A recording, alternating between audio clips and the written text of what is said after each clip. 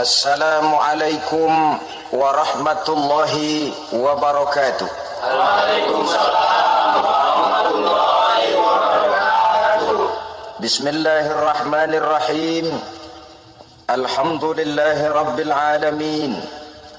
Wassalatu wassalamu ala ashrafil anbiya'i wal mursalin Sayyidina wa maulana Muhammadin wa ala alihi wa ashabihil mujahidin at-tahirin, amma ba'du. Saudara-saudara kaum muslimin rahimakumullah, pada pertemuan terdahulu kita sudah membicarakan orang-orang yang menjadi teman-teman setan dalam kehidupan di dunia ini. Maka pada pertemuan kali ini kita akan membicarakan tentang siapa yang menjadi musuh-musuh setan di dalam kehidupan.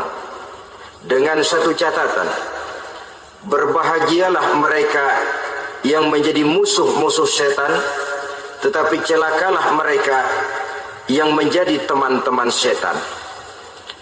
Bagaimanapun juga di dalam kehidupan ini, apabila orang telah memproklamirkan bendera permusuhan kepada kita, maka kita tentu seharusnya bersikap waspada dan mawas diri. Demikian juga iblis dan seluruh bala tentaranya yang terdiri daripada setan-setan. Mereka telah mengibarkan bendera permusuhan kepada Nabi Adam dan anak cucunya, kepada kita umat Rasulullah sallallahu alaihi wasallam. Akan sengsara dan celaka jika kepada iblis dan setan yang telah nyata-nyata mengibarkan bendera permusuhan itu kita mengadakan toleransi, mengadakan kerjasama, dan menjadi budak yang memperturutkan kemauan daripada iblis dan setan. Siapa yang menjadi musuh-musuh setan dalam kehidupan ini? Inilah pertanyaan berikutnya yang diajukan oleh baginda Rasul kepada iblis. Hai iblis, kalau teman-temanmu adalah seperti yang telah engkau jelaskan tadi, sekarang cobalah beritahu saya, siapa di antara umatku yang menjadi musuhmu dalam kehidupan ini?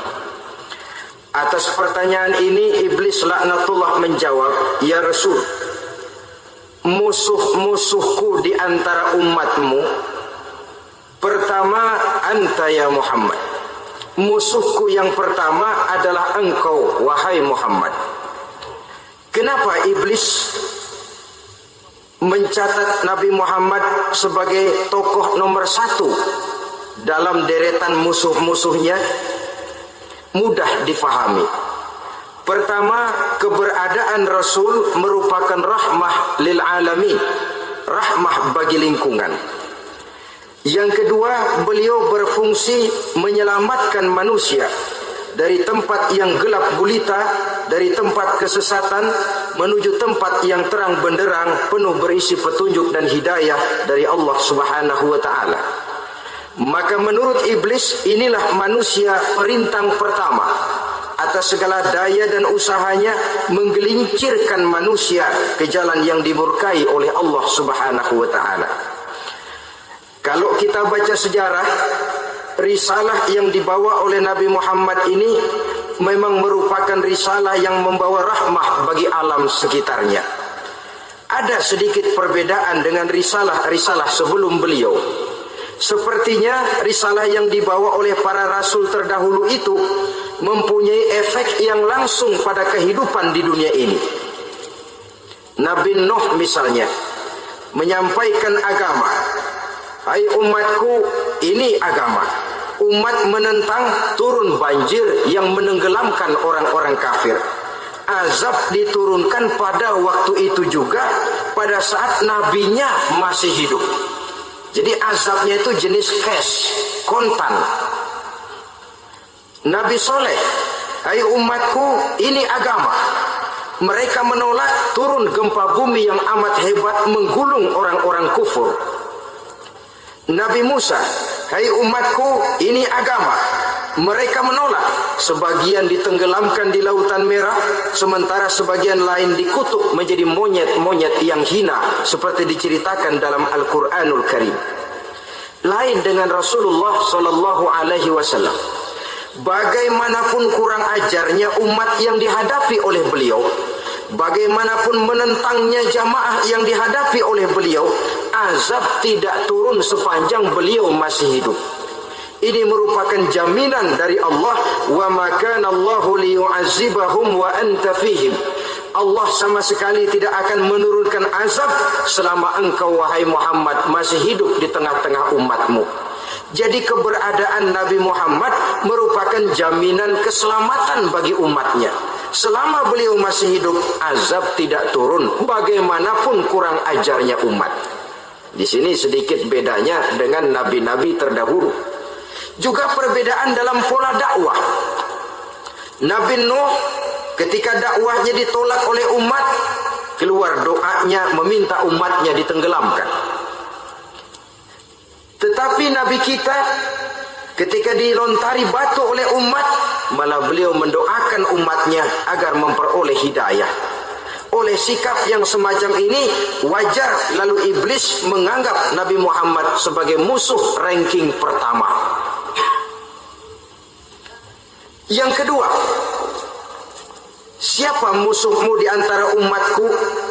Yang kedua kata iblis, musuhku Muhammad imamun adil, pemimpin yang adil. Itu yang akan menjadi musuhku di dunia ini. Putus asa iblis menghadapi pemimpin yang adil. Tipu dayanya tidak terkena, segala tingkah polanya tidak diperturutkan. Imam yang adil, pemimpin yang adil merupakan musuh daripada iblis laknatullah alaih. Apa sebabnya? Karena pemimpin yang adil mempunyai dampak dalam kehidupan di dunia ini. Melindungi orang banyak, menenteramkan orang banyak. Makin aman, tentram, tenang situasi dan kondisi, makin mudah orang melaksanakan ibadah. Makin tekun orang melaksanakan ibadah, makin dekat dia dengan Allah.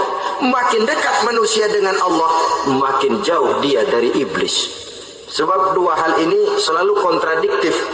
Jika kita jauh dari Allah, tentu dekat dengan iblis. Jika kita jauh dari iblis, harus dekat tentu dengan Allah. Dan begitu selanjutnya. Dalam kaitannya dengan kehidupan kita sekarang, saudara-saudara, disinilah perlunya mempersiapkan manusia. Membangun manusia itu jauh lebih sulit daripada membangun jembatan. Membangun manusia itu lebih sulit daripada membangun gedung-gedung bertingkat. Termasuk membangun dan mempersiapkan calon-calon pemimpin yang adil di masa yang akan datang. Membangun jembatan penting. Tapi lebih penting daripada membangun jembatan adalah membangun manusia yang bikin jembatan. Sebab kalau manusia yang bikin jembatan tidak dibangun lebih dahulu, saya khawatir jembatannya nanti habis dimakan oleh yang bangun jembatan. Mengaspal jalan raya penting. Lebih penting dari mengaspal jalan raya, membangun manusia yang mengaspal jalan itu. Sebab kalau manusia yang mengaspal jalan bermental rusak dan bejat, saya khawatir jalan belum selesai, aspalnya habis dimakan oleh yang ngaspal. Inilah pentingnya membangun manusia pembangunan. Semua tugas-tugas besar, semua pekerjaan-pekerjaan yang baik harus berangkat dari niat yang baik, berangkat dari hati yang bersih. Siapapun adanya kita, apapun profesi kita. Yang jadi kiai, marilah berangkat dari niat yang bersih. Yang jadi mubalik, marilah berangkat dari niat yang bersih. Niatnya itu mau menghidupkan Islam atau mau cari hidup jual Islam. Kalau mau menghidupkan Islam, mari sama-sama kita berjuang. Tapi kalau mau cari hidup untuk dengan menjual Islam, minggir saja daripada nanti bikin malu. Yang mengurus masjid, mari berangkat dari niat yang bersih. Ngurus masjid itu niatnya mau menghidupkan masjid atau mau cari hidup di dalam masjid. Kalau mau menghidupkan masjid, mari. Tapi kalau mau mencari hidup di dalam masjid, tolong minggir saja daripada nanti bikin aib. Yang jadi orang alim, mari berangkat dari niat yang bersih. Jangan memperjualbelikan fatwa yang halal dikatakan haram, yang haram jadi samar-samar, nanti membingungkan umat. berangkat dari niat yang bersih, membangun manusia pembangunan. Ini barangkali istilah yang lebih kena. Saudara-saudara kaum muslimin rahimakumullah, setiap kita pada hakikatnya punya bakat secara fitrah yang kita bawa. Bakat apapun kita ini punya. Saudara punya bakat jadi pemimpin, saudara pun punya bakat jadi pengkhianat. Saudara punya bakat jadi orang soleh, saudara juga punya bakat jadi orang salah. Saudara punya bakat jadi orang besar, saudara pun punya bakat jadi orang hina. Seluruh bakat ada di dalam diri kita.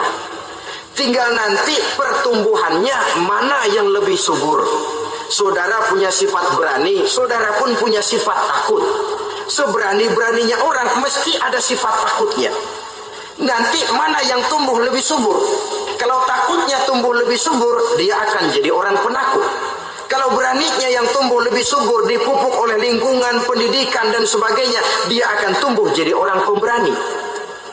Oleh karena itu, agama merupakan lingkungan yang subur untuk menumbuhkan benih-benih yang baik yang kita bawa bersamaan dengan lahirnya kita ke alam dunia ini.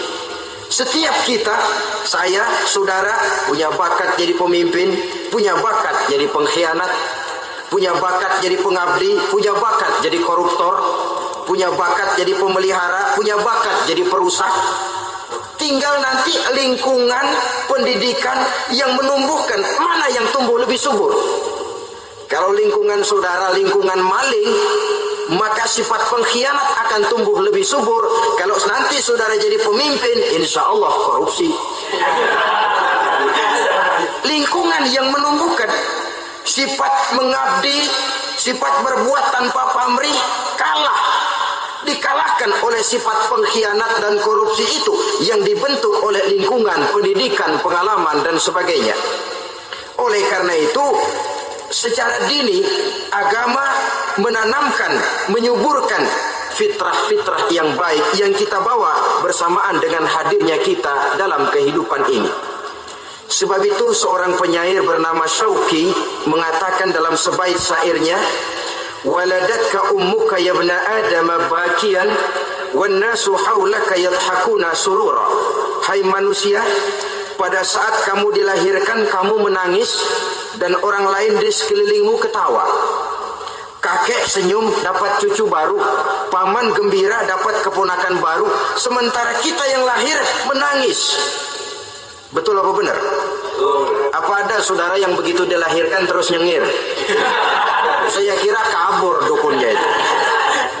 Setiap kamu hai manusia lahir dalam keadaan menangis, orang sekelilingmu tertawa. Karena itu katakan kepada mereka yang senyum di sekelilingmu, hai manusia, pada saat saya dilahirkan saya menangis dan kamu semua tertawa. Baik manusia, tapi nanti pada suatu saat harus terjadi kebalikannya. Kalau dikala saya lahir saya menangis dan kau semua senyum, nantilah manusia, kalau satu saat saya meninggalkan alam dunia ini, saya akan berangkat dengan senyum dan kalian semua akan berurai air mata. Kalau perlu dari Sabang sampai Merauke kibar bendera setengah tiang. Kalau perlu, jangan terbalik, kita mati melotot orang malah gembira. Karena hidup selalu membawa sifat-sifat yang merusak. Inilah orang kedua yang menjadi musuhnya iblis dan beruntung menjadi musuh iblis.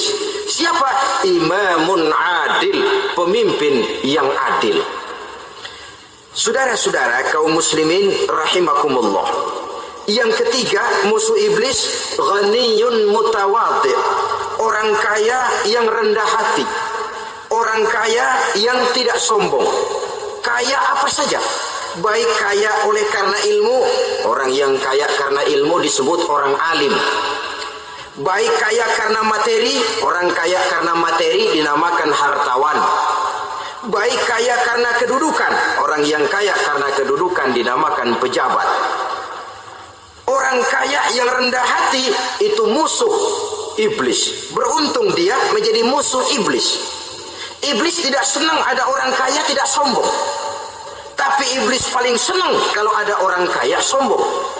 Lebih senang lagi iblis kalau ada orang miskin sombong. Masya Allah. Orang orang kaya sombong, walaupun iblis senang, orang masih bilang pantas saja dia sombong kaya, apaan aja punya.